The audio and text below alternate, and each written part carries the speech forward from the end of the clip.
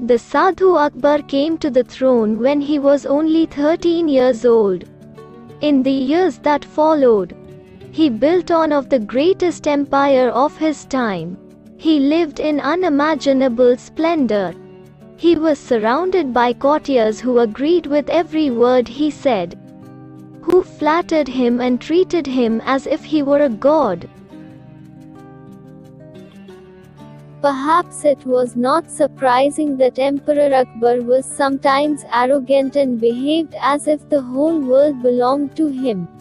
One day, Birbal decided to make the great emperor stop and think about life.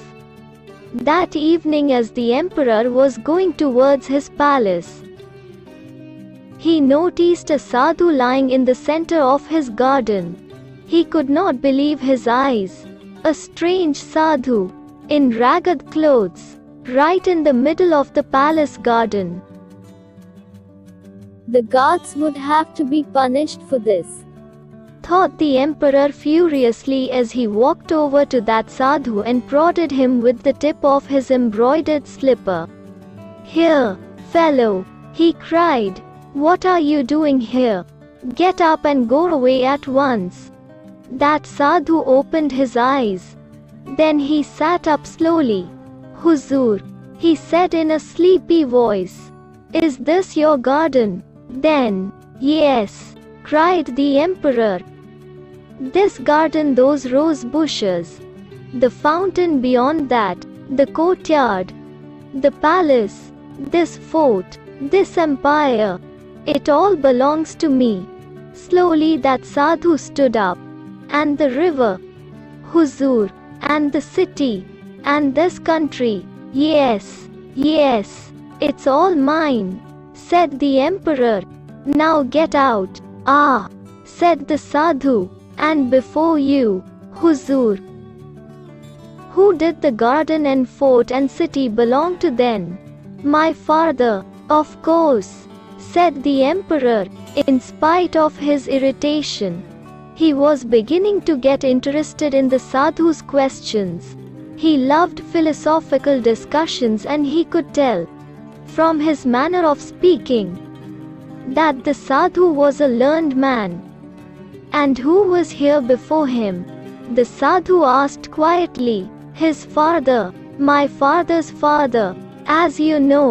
"Ah," said the sadhu, "so this garden, those rose bushes, the palace and the fort, all this has only belonged to you for your lifetime. Before that they belonged to your father. Am I right? And after yours time they will belong to your son, and then to his son." "Yes," said the Emperor Akbar wonderingly. "So each one stays here for a time and then goes on his ways?" "Yes, like a dharmashala," the sadhu asked.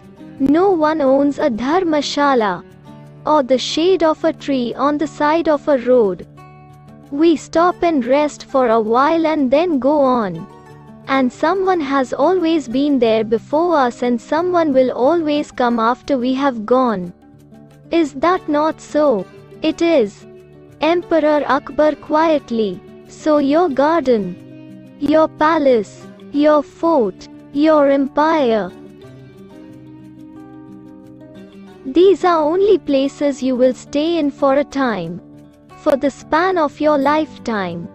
When you die, they will no longer belong to you. You will go, leaving them in the possession of someone else, just as your father did and his father before him." Emperor Akbar nodded.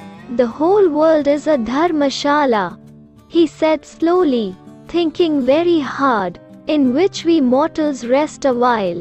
That's what you are telling me, isn't it? Nothing on this earth can ever belong to a single person, because each person is only passing through the earth and must die one day." The sadhu nodded solemnly. Then, bowing to the ground, he removed his white beard and saffron turban, and his voice changed. "Jahampna, forgive me," he said, in his normal voice. "It was my way of asking you to think about Birbal, oh, Birbal, the emperor exclaimed, you are wiser than any philosopher. Come at once to the royal chamber and let us discuss this further. Even emperors are but wayfarers on the path of life.